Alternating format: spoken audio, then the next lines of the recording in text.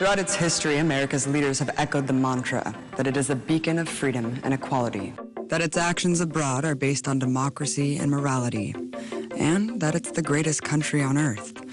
America's actions, we've been told, have been for the greater good, that its citizens are in this together, united under the banner of one nation under God.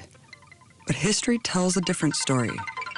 When we think of empire, we think of ruthless civilizations like Rome, where an emperor class reigns supreme over the masses, brazenly conquering and enslaving their neighbors. But these feudal remnants linger still today, and despite the trappings, the core system of empire remains.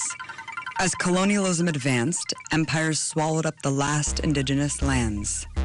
Most egregiously, at the Berlin Conference in 1884, European superpowers sat down at a negotiating table and divided up Africa for themselves, eviscerating the last bastion of autonomy on the continent. But as empires expanded, their appetite grew bigger than the planet. The feeding frenzy came to a head in 1914, when the rulers of competing empires led 17 million people like cattle to the slaughter. In the midst of the global massacre, empires continued to redraw the world for themselves. Under the Sykes-Picot Agreement of 1916, the UK and France drew their own borders in the Middle East, deciding the fate of millions and showing how arbitrary borders really are. Their unquenchable thirst for power and profit led the empires to clash again barely 20 years later, with unspeakable horrors claiming the lives of 60 million human beings, culminating with the most catastrophic weapon the world has ever seen. The use of the atomic bomb against the civilian cities of Hiroshima and Nagasaki was a defining act of terror that cemented America's standing as military supreme. And from then on, it cast its shadow as the new reigning empire.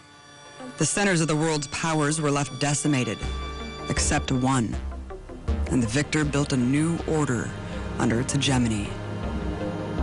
A club of empires formed in its aftermath, united against a common enemy, self-determination. In 1949, the US, Canada, and 10 European states formed NATO, insisting it was a defensive alliance. Yet NATO has carried out a strategy of containment through countless wars of aggression. For Saddam Hussein, possession of the world's most deadly weapons is the ultimate trump card, the one he must hold to fulfill his ambition. Organizations like the UN give the facade of civilized diplomacy and legality, but time and again it's shown that military might trumps morality. The US routinely breaks international laws and treaties with no repercussions from the international body. And when it needs UN backing for illegal wars, well, it just bullies its members for endorsement. Intervention after intervention, this growing empire has subverted the democratic processes of dozens of countries, undermined the people the world over, and installed countless dictators loyal to its will. War after war, it has swallowed up or attempted to destroy any land that has not capitulated to its demands. Even within their own borders, in cases where its own people dissented, the empire deployed the military against them.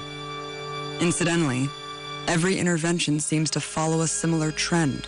In Latin America alone, the U.S. military has intervened 56 times to determine the destiny of other nations. But let's just look at 3 examples. In 1944, a revolution in Guatemala overthrew U.S.-backed dictator Jorge Ubico and elected Juan José Arevalo in the first free elections. But his progressive reforms offended the United Fruit Company and other corporations' rule of the island. So after bombing Guatemala City, President Truman authorized the overthrow of Arevalo's democratically elected successor, Jacobo Arbenz, in 1952. The brutal display marked the beginning of a 36-year civil war ruled by U.S.-backed dictators and death squads, where 200,000 Guatemalans were killed. In the Dominican Republic, the people democratically elected Juan Bosch to power in 1962, after being ruled by a U.S.-trained dictator for 31 years, whose reign is considered one of the bloodiest in all of the Americas. Just 1 year later, Bosch was overthrown by a U.S.-supported fascist military coup. But growing resistance led President Johnson to deploy more than 22,000 troops in the DR in 1965, killing 3,000 people and enabling the military occupation to continue for decades. Then there's Chile, where the U.S. spent $6 million to undermine leftist leader Salvador Allende before he was even elected in 1970. A mass movement of people backing Allende's progressive reforms terrified the establishment. So a bloody CIA coup ensued, followed by a 17-year military dictatorship by the notoriously heinous Pinochet, who carried out a reign of terror, torturing 28,000, executing 2,279, and leaving countless disappeared. The U.S. rarely leaves any country it intervenes in. Now, there's an estimated 800 military bases around the world, spanning 63 countries officially. An absurd 179 exist in Germany alone. Yet the number is over 70 when you count anywhere with a sizable troop presence or combat operations. And broadening the definition to any U.S. troop presence encompasses virtually every country on Earth. I sat down with David Vine, anthropology professor at American University and author of Base Nation. You would think it wouldn't be that hard. The Pentagon actually does put together a list every year, and by the Pentagon's count, there are 686 bases outside the 50 states in Washington, D.C. But in fact, the Pentagon doesn't know for sure how many bases it has abroad. Because increasingly, lily pads, these bases that are also referred to as cooperative security locations, are increasingly popular among military leaders and military officials, Pentagon officials more broadly. And they are specifically designed often to obscure the presence of the United States in countries that, where if it was known that the United States base was present, they would face wide opposition. So they're a troubling development in my mind, because often lily pads are portrayed as very small, just a lily pad. And one of the clear patterns of our base network overseas is that once a base is in place, they have a tendency to expand dramatically in some cases. So a base that might be portrayed as small and quite limited in a matter of years or decades can become a billion-dollar base.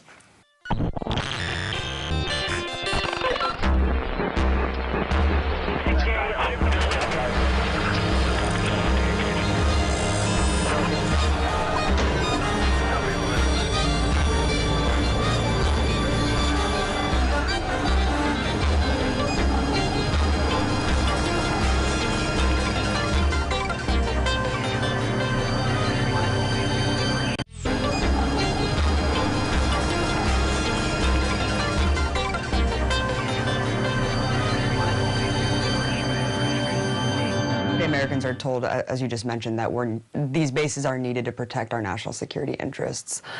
You argue the opposite is true in your book through extensive research. Why? I think it's a claim that has been made since the beginning of the Cold War, and the entire strategy is, in my mind, an outdated one. People have not been forced to defend the argument that these bases overseas are necessary to defend the United States and to ensure global peace. These bases all too often are actually increasing military tensions. I think it's worth considering for people in the United States how we would feel with a foreign base on our soil, or a single foreign base anywhere near the borders of the United States. You've made several case studies in your book just about the way militarism affects communities, not just the way it threatens U.S. national security and maybe American citizens, but all the cultures around the world that are being undermined by militaristic presence there. Talk about Okinawa, Japan, because you mentioned in your book, it's not that there's bases there, it's that the entire island is essentially one giant base. In Okinawa in particular, incidents of rape, murder, accidents involving military personnel that, of course, naturally inflame local anger and lead to what have been unprecedented protests in Okinawa, people upset about the way they're being treated by what they often see as an occupying force. And it's worth remembering that the U.S. military formally occupied Okinawa and ruled Okinawa as essentially a colony of the United States until 1972, and at which point the island was returned to Japan, but many people feel like the occupation has never ended. I wanted to speak on Guantanamo Bay. I think this is one of the most absurd examples, not only because of the detention facility, infamously. It's a perpetual occupation of a sovereign land, and for over 50 years, you know, they weren't even cashing the rent checks for the base. And then Raul Castro, once this normalized relations dialogue is happening, he says, give us back Guantanamo, and we have our government saying it's off the table. In most cases, the United States is able to disguise occupation through pressuring local elites, through the money expended to maintain the bases that keep enough elites happy. In Cuba, we see a just very transparent colonialist, imperialist occupation of a foreign land that's been going on since U.S. leaders were unabashed about declaring the United States an empire. You know, the turn of the 19th to 20th century, there was great pride among U.S. leaders in developing a collection of colonies and effectively controlling countries like Cuba, even though they weren't formally part of the United States. And this policy has essentially remained in place and is another egregious example of how our bases are all too often fundamentally undemocratic and are in direct contradiction to I think the highest ideals of democracy that I think many of us in the United States would like to hold up. You also talk in your book extensively about the hypocrisy of this human rights rhetoric when it comes to U.S. cooperation with countries that are hosting U.S. bases. So often, U.S. leaders have trumpeted the bases as spreading democracy and a force for good and for democracy in the world, when there's also a clear preference that we see the U.S. military having for maintaining bases in undemocratic countries, in countries ruled by repressive regimes.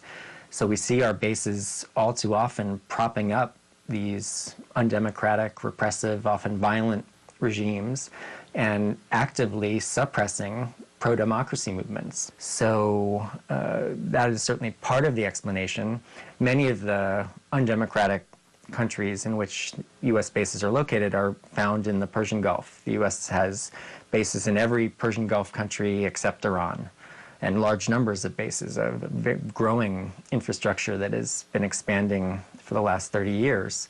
And of course, these bases are directly related to the presence of oil and natural gas supplies and the desire of U.S. leaders to dominate this strategically critical part of the world. Is this just the nature of empire? The economic forces in particular and the political forces have come to drive the empire. The U.S. public has little to say about how the U.S. operates around the world, the wars it launches. The system has gotten out of control of any individual or any party or any individual political leader. And it's the system that needs to be undermined. Eisenhower's warning about the military-industrial complex seems quaint compared to the beast it is today. Out of the 1.1 trillion U.S. tax dollars used for discretionary spending in 2015, an insane 54%, or $599 billion, goes purely to military expenses. To put into perspective, America spends more on its military than the next 7 countries combined. Compare that to only 6% spent on education and a pathetic 6% on healthcare. Even more infuriating are the billions of dollars the U.S. throws at useless military toys. For example, America just bought itself a sweet $13 billion warship to fight all of our upcoming ocean battles. What else could $13 billion pay for? Oh, just over 305,000 teachers' salaries, send over 1.5 million students to college for free, or house 1.3 million people, more than double the amount of homeless in America. Why is such an outrageous squandering of resources acceptable? Because the empire has also installed a propaganda arm to propagate a culture of fear and militarism. But even with the corporate media at its whim, people see through the lies. Ben Griffin, a former British Special Forces soldier, talks about the fantasies versus realities of war. We were attacking families in their homes at night, taking away their men to be tortured in prison. And this was the opposite of what I'd been taught was the job of a British soldier. So when I was a kid, all the films and the comic books and the stories were about us as the good guys and the Germans and the Japanese as the bad guys. Very simplistic, but it was the Germans that captured the Jews and carried out a genocide on the Jews. It was the Japanese who treated prisoners of war badly. But here we were in Iraq doing something that looks the same as that. And, you know, you talked about raiding homes, horrifying tactics that were being employed. What other things did you see on the ground that completely contradicted what the establishment was telling the world what was going on? Yeah, I suppose my overall impression of Baghdad and the area around it at the time was this was a gold rush period. There were lots of civilian contractors, Western people, all rushing about, and it seemed like there was a lot of money to be made. And, you know, I don't think that sense of that there was a theft going on, that there was something being taken there, really translated back home. You know, I often think of the coffins that came back from Afghanistan and Iraq and were solemnly taken off with the flag off the back of the C-130 transport plane. And they kind of gave the impression that there was a body inside, you know, like a full body, you know, almost asleep. When actually, you know, if we look at the realities of modern warfare and the effects of improvised explosive devices, some of those coffins didn't have anything inside them. Some of them had bits and pieces inside them. And, you know, when we hide the true nature of warfare, we set up our next generation to follow down that path, you know, and follow those lies and become involved in military occupations and military invasion.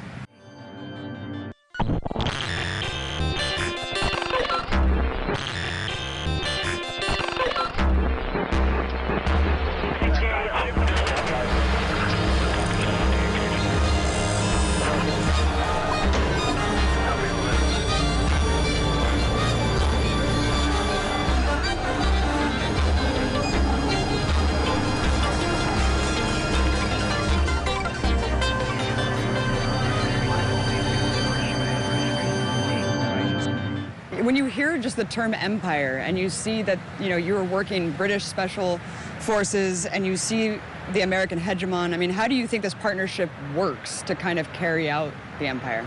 I think there's a lot of self-interest involved in that. So America, you know, is expanding its empire, and Britain has worked out in its own self-interest that the most profitable place to be is tucked in nice and close to the American eagle. Because we get amazing benefits from that too, in all sorts of different ways. So I think that's the kind of relationship I like to think of as America as Nazi Germany, and we're Austria, you know.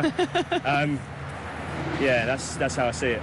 You know, it's interesting. I mean, in the past, Britain was kind of this unabashed empire, you know, just openly conquering, holding colonial subjects all over the world. Has that premise really changed today? I really think the American empire has kind of like taken the place of the British Empire, but they're doing it in a much different way. So rather than physically controlling it with like an imperial force and a bureaucracy, it's, you know, you put an American base in, you sell them some weapons, you get them to be kind of on your side, as it were, and then call in favours when they're required. Right. Yeah. Right. It's about dominating also the wealth of the whole area, and they're violent. You know, empires don't expand by knocking on their next door neighbour's door and saying, "Hey, do you want to be part of my empire? I'm gonna be in charge. You get to do what I tell you." It's always violent, and if we look at American foreign policy, it ticks all of those boxes. You know, you're fighting militarism now. You've dedicated your life, Ben. You know, you defected, you faced jail time, and now you're just touring around the world just speaking about the horrors of militarism and trying to stop it. Why? Why are you doing this? When we approached this cemetery, I automatically assumed that these would be soldiers killed in battle who had been returned. And I found out, actually, after speaking to Mike there, that these aren't soldiers killed in battle. These are people who've served in the military and died as civilians years later, but are then given this grand military funeral. And that's kind of peddling a myth to our children, you know, that a soldier is somehow more worthy than anyone else in society. and that you're going to be given this grand funeral. A lot of people within the peace movement will say, oh, you know, how many veterans are homeless? How many veterans have got PTSD? How many soldiers were killed? I like to look at the much bigger picture, which is how many homeless people are there now in Iraq? You know, how many Iraqis have got post-traumatic stress disorder? Right. How many orphans are there? How many people did we kill and maim? You know, because that's what the real issue is. It's what we've done to other people. You know, even though my imagination was captured at a young age by the military, I still joined voluntarily. I voluntarily went to Iraq. I voluntarily went to Afghanistan. Those people that we occupied, they didn't volunteer for any of this, you know. We set upon them like bullies. And people back home need to realise that. We need to try and help people to empathise with the people of Iraq, the people of Gaza, the people of Afghanistan, and get them to think, what would this be like if this was happening to me? How would I feel? Wasting tons of cash and causing mass human suffering aside, the war machine also regularly decimates the environment. In 2013, a U.S. warship tore through a protected marine and bird sanctuary in the Philippines, causing massive damage. In 2010, U.S. military construction of a base on the coast of Jeju Island, South Korea, threatened the fragile habitats of 9 of the world's 66 global geoparks. An astounding 600 U.S. military installations across pristine Alaskan landscapes have left a legacy of carcinogenic contamination. And this past summer, the Navy again began carrying out war games in the Gulf of Alaska, detonating tens of thousands of pounds of toxic munitions and unleashing untold damage to wildlife. Like days of old, the empire only unleashes its military to protect its own power and wealth. It uses it as a battering ram for its economic policies and deploys a transnational corporate capitalist power structure which prioritizes profit over the welfare of the planet. Through extortion and subjugation, organizations like the International Monetary Fund and the World Bank have created new forms of debt slavery and colonialism. All U.S. Marines learn about Major General Smedley Butler, who at the time of his death in 1940 was the most decorated Marine in U.S. history, winning 5 medals for heroism. But what Marines aren't told is that Butler became one of the most outspoken critics of U.S. militarism. He said, "War is just a racket.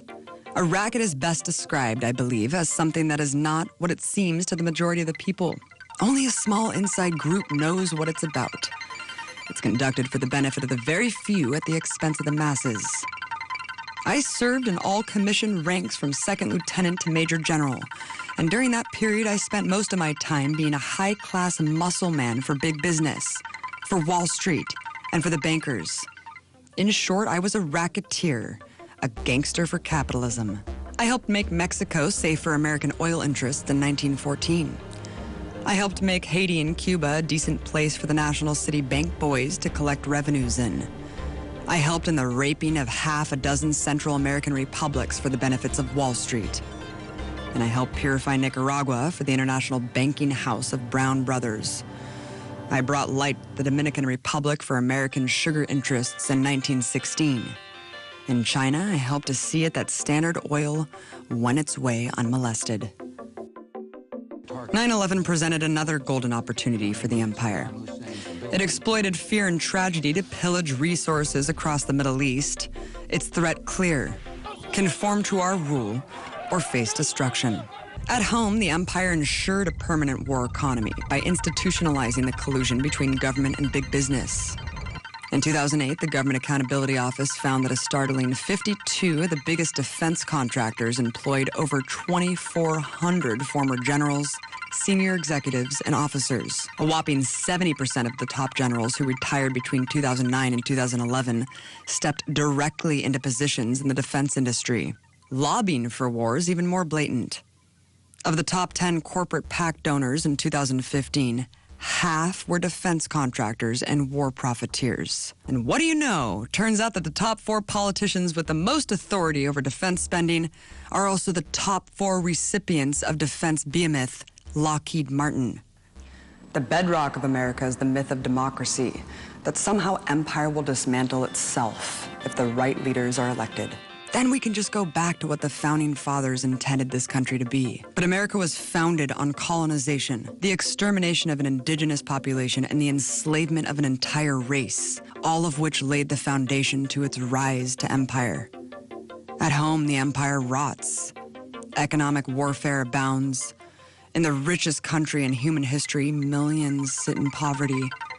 Militarized riot cops stalk with impunity. Racism entrenched. The surveillance state spies unhinged, and political opposition incessantly quashed. The system can't afford alternatives, and we've seen how far it will go, with no remorse. It's a machine that runs on death and destruction, killing thousands of our brothers and sisters every day. But every empire falls. And the history of empire is the history of resistance to it, where people have won time and again against impossible odds to defeat their subjugation. A world dominated by U.S. hegemony and the corporate power structure it serves is cracking. And our digital age provides the great ability to build empathy, consciousness, and global solidarity.